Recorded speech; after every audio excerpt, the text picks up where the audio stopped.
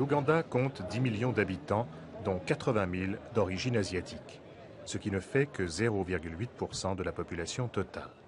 Et pourtant, selon le général Idi Amin Dada, père de la nation, c'est d'eux d'où vient tout le mal. Par son décret du 9 août 1972, le général Amin a donné 90 jours aux Asiatiques non ougandais d'origine indienne, pakistanaise et Bangladesh pour quitter le pays. Ceux qui ne seront pas partis le 8 novembre seront internés dans des camps de concentration organisés par l'armée. Pour obtenir leur visa, leur passeport et les différents documents dont ils ont besoin pour partir, les Asiatiques font la queue, souvent pendant plusieurs jours. Parmi les 80 000 Asiatiques en Ouganda, 20 000 ont choisi et obtenu la nationalité ougandaise. Ceux-ci pourront rester. Mais 50 000 avaient opté pour la Grande-Bretagne, ceux-là sont bannis.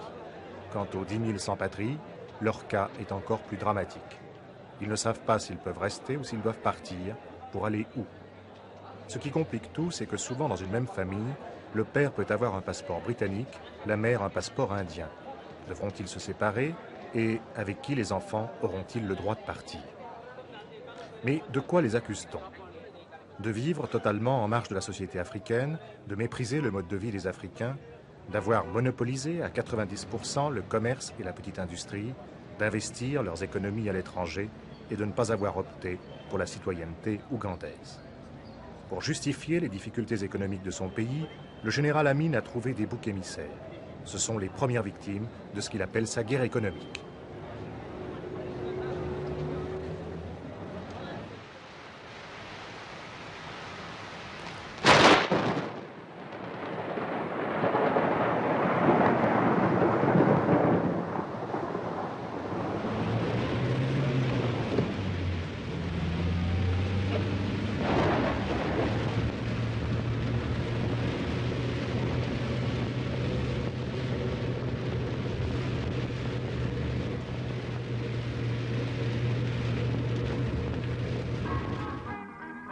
Tous les moyens d'information sont aux mains du gouvernement militaire. La télévision ougandaise fait partie du ministère de l'Information. Ses journalistes sont des fonctionnaires. Sur les 63 000 postes TV ougandais, 70% appartiennent aux Asiatiques, 10% aux Européens. Les Africains écoutent la radio. Les bulletins de nouvelles, qui forment l'essentiel des programmes, sont donnés dans les principales langues africaines, ainsi qu'en anglais, en arabe et en français.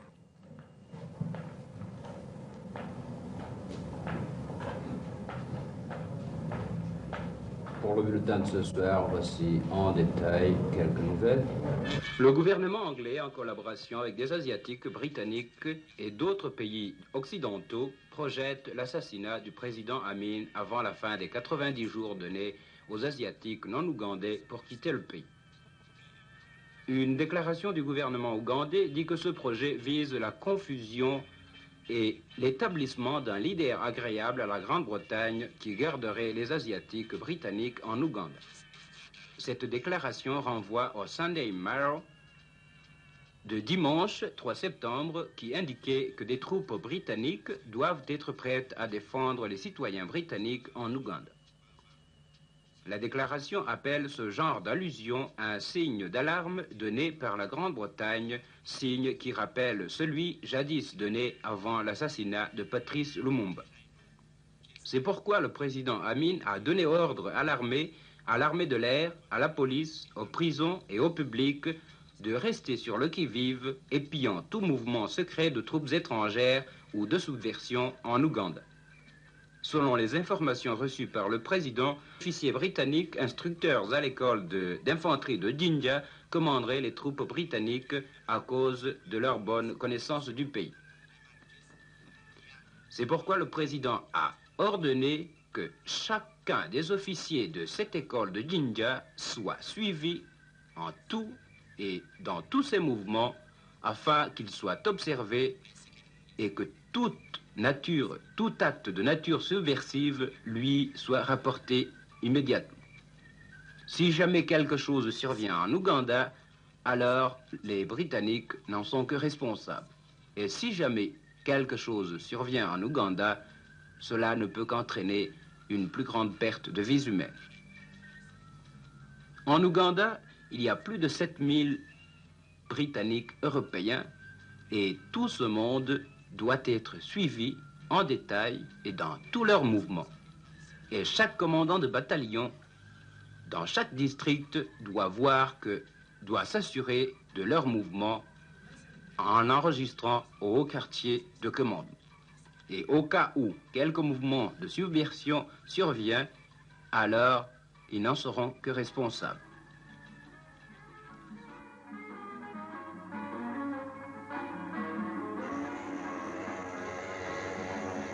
Le quartier asiatique de Kampala n'a rien d'africain, il ressemble plutôt à une ville indienne. Presque tous les commerces sont tenus par des Asiatiques qui, malgré les événements, n'ont pas abandonné leurs boutiques. Mais d'où viennent ces Indiens? Dès le début du XIXe siècle, pour étendre leur sphère d'influence, les Britanniques encouragent les Indiens à s'installer en Afrique de l'Est pour y faire du commerce et surtout pour y représenter les compagnies anglaises. En 1896, les Britanniques importent 32 000 Indiens pour construire le chemin de fer Mombasa-Lac Victoria. 7 000 seulement restent en Afrique de l'Est. Mais leur rôle est capital car ils encouragent leurs compatriotes à venir installer des boutiques le long de la nouvelle ligne de chemin de fer. C'est ainsi que naît le commerce en Afrique de l'Est. Soutenus par les Britanniques, les Indiens deviennent à la fois les intermédiaires entre les Blancs et les Noirs et les instruments de la colonisation. Aujourd'hui, les Africains ne l'ont pas oublié. Clandestinement, dans une maison anonyme de Kampala, et malgré les risques encourus, 3 Indiens ont accepté de nous apporter leur témoignage. On comprend qu'ils aient refusé que l'on filme leur visage. Avez-vous des biens ici? Oui, nous en avons. Et vous perdrez tout. Nous ne le savons pas encore, mais on nous a promis qu'on nous rembourserait jusqu'au dernier centime.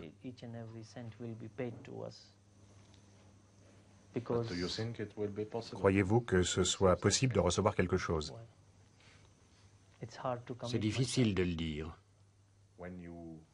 Quand vous devrez partir, pouvez-vous emporter de l'argent avec vous? Non, nous ne pouvons rien emporter d'ici. Aviez-vous demandé à devenir ougandais? Oui, j'ai fait ma demande par 2 fois. La première fois, c'était avant le coup d'État du temps d'Oboté, mais nous n'avons pas reçu de réponse. On nous a dit d'envoyer une nouvelle demande et nous l'avons fait. Après le coup d'État, toutes les demandes, il y en avait environ 12 000, ont été repoussées par le gouvernement actuel.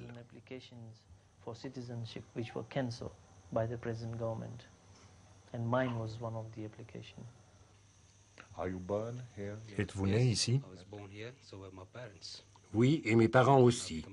Mais maintenant, je suis devenu apatride. Apatride, comment est-ce possible? Mes parents sont nés ici avant la loi de 1914 sur la nationalité. C'est confirmé par un document britannique. Mais le gouvernement actuel n'en tient aucun compte. Par conséquent, je suis devenu apatride.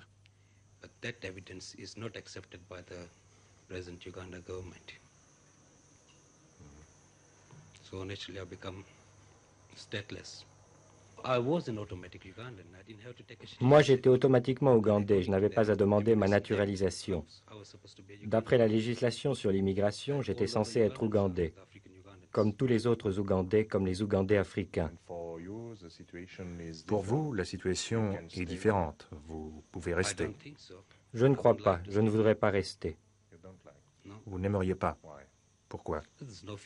Nous n'avons pas d'avenir ici. Nous subirions les brimades de l'armée, des Africains, du gouvernement, de la police. Nous en avons assez de ces gens-là.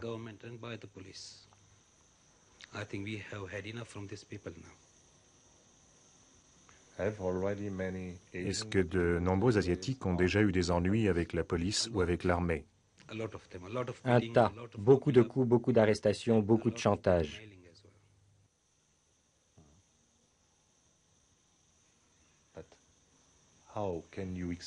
Mais comment expliquez-vous cette situation?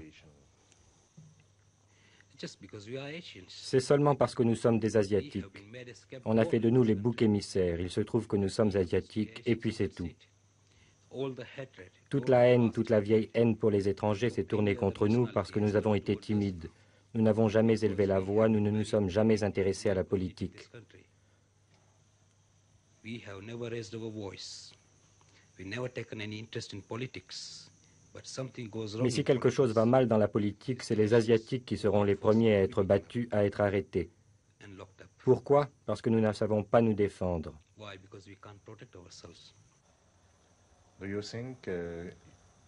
Croyez-vous qu'une guerre raciale pourrait éclater? Oui, je le crois. Et pensez-vous que de nombreux Asiatiques le craignent aussi? Toute la population asiatique le craint, car s'il arrive quelque chose, on accusera toujours les Asiatiques et il y aura beaucoup de victimes.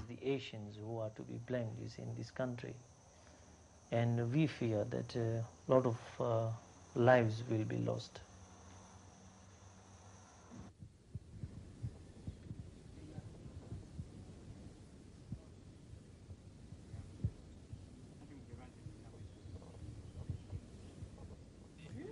90% de la population ougandaise vit à la campagne. La principale ressource du paysan, c'est le café qu'il fait sécher au soleil devant sa maison. Les bananiers et le manioc qui poussent sur son terrain lui apportent l'essentiel de sa nourriture. Le coton et le cuivre sont les deux autres principales richesses du pays. Malgré les promesses des gouvernements successifs, malgré les hymnes nationalistes des politiciens, le paysan ougandais vit toujours dans la même pauvreté. Et il ne comprend pas pourquoi. Il se sent frustré. Si on lui dit que tous ces maux lui viennent des Indiens, il est prêt à le croire. D'autant plus que, dans chaque village, c'est un Asiatique qui tient le petit commerce local et qu'on accuse de faire monter les prix. L'expulsion devient la solution miracle. Ce n'est pas la première fois que des dirigeants recourent à cette méthode pour consolider leur pouvoir. Que pensez-vous de la décision du président Amin d'expulser les Asiatiques ayant un passeport britannique?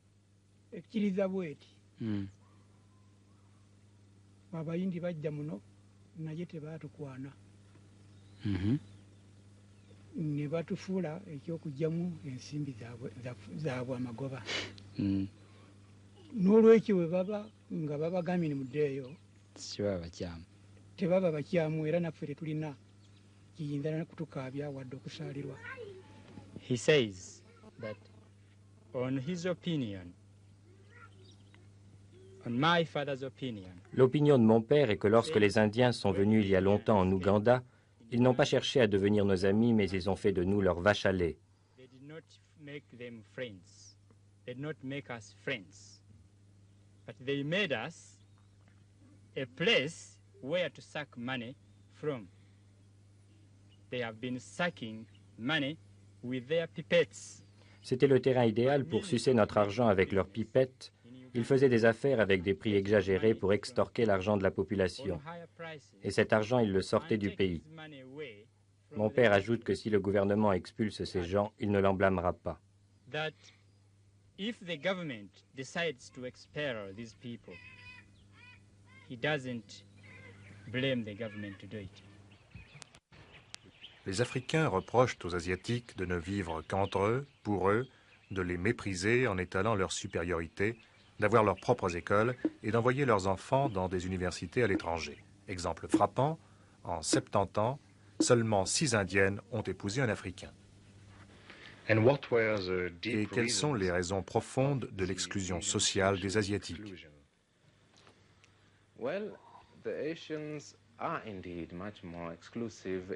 Les Asiatiques sont en fait beaucoup plus exclusifs que les Africains et même que les Européens. Ils se mêlent moins facilement aux autres, se fait un lien profond avec leur vie culturelle. Le système des castes pratiqué en Inde a déterminé l'attitude des Asiatiques à l'égard des Africains.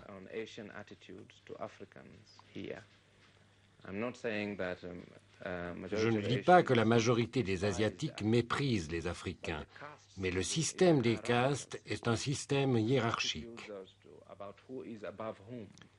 Se demander constamment qui est au-dessus de qui peut conditionner les attitudes dans une situation sociologiquement différente. Venus ici, les Indiens ont presque prolongé le système des castes au-delà d'eux-mêmes et ils l'ont étendu aux masses africaines qui les entourent. D'autre part, ils veillent très étroitement sur leurs femmes, bien plus que les Européens, aussi bien en ce qui concerne les mariages mixtes que les relations sexuelles interraciales. La vie des Africains, d'avoir monopolisé à 90% le commerce et la petite industrie, d'investir leurs économies à l'étranger et de ne pas avoir opté pour la citoyenneté ougandaise. Pour justifier les difficultés économiques de son pays, le général Amin a trouvé des boucs émissaires. Ce sont les premières victimes de ce qu'il appelle sa guerre économique.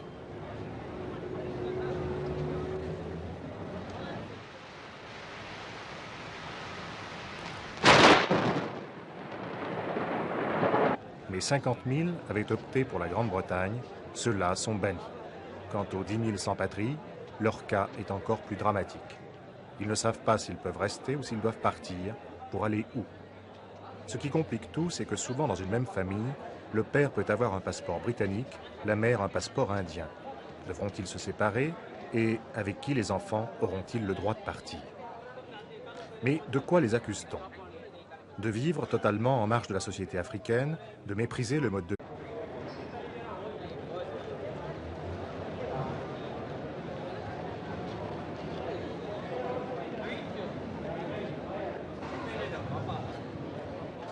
L'Ouganda compte 10 millions d'habitants, dont 80 000 d'origine asiatique, ce qui ne fait que 0,8% de la population totale. Et pourtant, selon le général Idi Amin Dada, père de la nation, c'est d'eux d'où vient tout le mal. Par son décret du 9 août 1972, le général Amin a donné 90 jours aux Asiatiques non ougandais d'origine indienne, pakistanaise et Bangladesh pour quitter le pays. Ceux qui ne seront pas partis le 8 novembre seront internés dans des camps de concentration organisés par l'armée. Pour obtenir leur visa, leur passeport et les différents documents dont ils ont besoin pour partir, les Asiatiques font la queue, souvent pendant plusieurs jours. Parmi les 80 000 Asiatiques en Ouganda, 20 000 ont choisi et obtenu la nationalité ougandaise. Ceux-ci pourront rester.